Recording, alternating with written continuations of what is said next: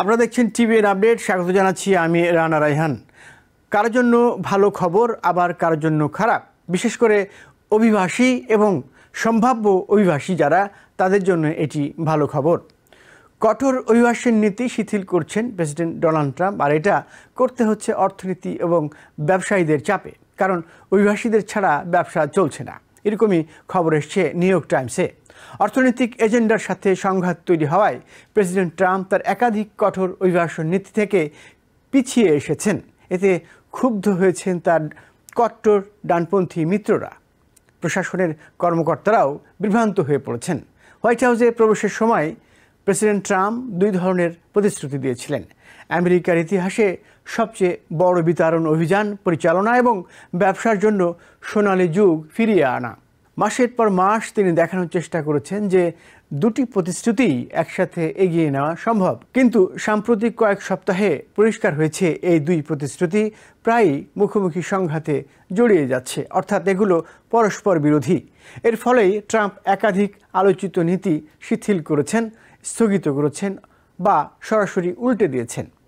Trump অবৈধ সীমান্ত অতিক্রম কমানো বা অনুপ্রবেশ কমানো এবং কঠোর অভিবাসন দমনের সাফল্য নিয়ে বহুবার গর্ব করেছেন। তার কর্মকর্তারাও প্রকাশ্যে এসব কথা বলেছেন। কিন্তু বাস্তবে কৃষি, হসপিটালিটি বা আতিথেয়তা থেকে শুরু করে উন্নত প্রযুক্তি, আমেরিকার বহু শিল্পক্ষেত্র বিদেশি শ্রমিকদের উপর নির্ভরশীল।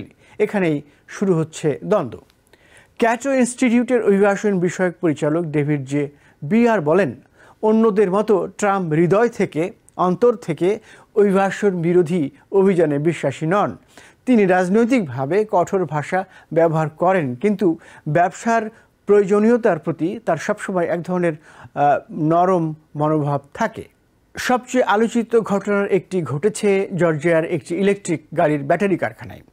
সেখানে প্রায় 500 শ্রমিক, যাদের বেশিরভাগই সাউথ কোরিয়ার নাগরিক, আটক হন ইমিগ্রেশন এজেন্টদের হাতে।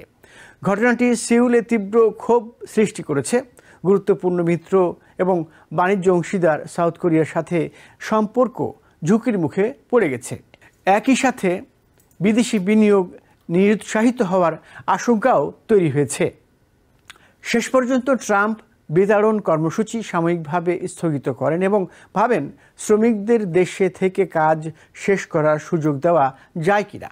শিক্ষাক্ষেত্রেও দ্বন্দ্ব দেখা দিয়েছে। গত মে মাসে secretary of state Marco Rubio ঘোষণা দেন, চায়না থেকে আসা ছাত্রদের ভিসা বাতিল করা হবে এবং নতুন আবেদনকারীদের আরও কঠোরভাবে যাচাই করা হবে। অথচ মাত্র কয়েক সপ্তাহ পরে ট্রাম্প নিজেই বক্তব্য দিয়ে বলেন তিনি চান 600,000 চাইনিজ ছাত্র আমেরিকান বিশ্ববিদ্যালয়ে পড়তে আসুক। তার যুক্তি হচ্ছে, ওরা না এলে তাদের অর্থাৎ আমেরিকার কলেজ সিস্টেম অচল হয়ে যাবে খুব দ্রুতই। এই বক্তব্যে ক্ষুব্ধ হন কট্টর সমর্থকরা। জর্জিয়ার Republican congressman Marjorie Taylor Greene এক্সে লেখেন, দেশের ছাত্রদের সুযোগ নষ্ট হয়ে যাবে এই চায়না থেকে আসা 600,000 ছাত্রদের কারণে। কৃষি ও হসপিটালিটি খাতের ক্ষতির কথা স্বীকার করতে বাধ্য হন ট্রাম্প। তিনি সোশ্যাল মিডিয়ায় লেখেন, দেশের কৃষক আর হোটেল ব্যবসায়ীরা বলছেন দীর্ঘদিনের ভালো শ্রমিকদের হারাচ্ছেন, যাদের বিকল্প খুঁজে পাওয়া প্রায় অসম্ভব। সেই একই দিনে আইস নির্দেশনা দেয় হোটেল ও রেস্টুরেন্ট খাতে কর্মস্থলে অভিযান এড়িয়ে যাবে তারা। কিন্তু কয়েকদিনের মধ্যে আবার ঘোষণা আসে সব ধরনের অভিযানই সম্ভব। এই দোদুল্যমান অবস্থার মধ্য দিয়ে প্রশাসনের ভেতরের বিভ্রান্তি স্পষ্ট হয়ে ওঠে। অফিসে প্রবেশের আগেই ট্রাম্প তার নিজ ব্যবসায় সীমিত পরিসরে H-1B ভিসা ব্যবহার করেছেন বলে স্বীকার করেছিলেন। প্রযুক্তি খাতের নেতারা এটি স্বাগত জানালেও ডানপন্থী কর্মীরা যেমন লরা লুমার ও স্টিফেন ব্যানন বলেছিলেন, এই কর্মসূচির কারণে আমেরিকান কর্মীদের বেতন কমে যায়। একসময় ট্রাম্প এমনকি বলেছিলেন, আমেরিকান কলেজ থেকে গ্র্যাজুয়েশন করলেই স্বয়ংক্রিয়ভাবে গ্রিন কার্ড দেওয়া উচিত।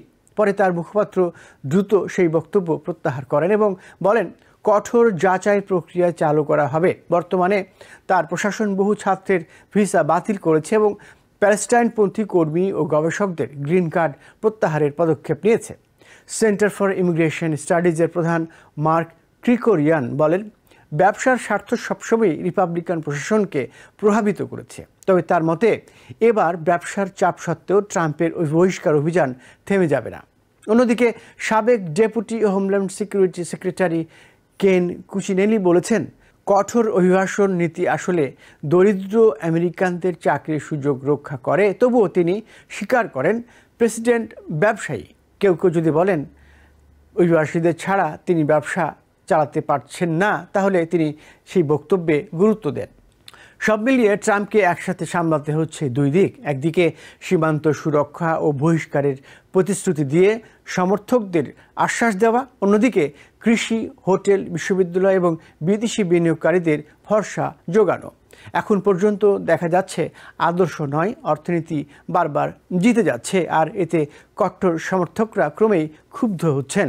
ব্যবসায়ীরা কিছুটা স্বস্তি পাচ্ছেন, আর প্রশাসনের কর্মকর্তারা রয়েছেন দ্বিধাগ্রস্ত অবস্থায়।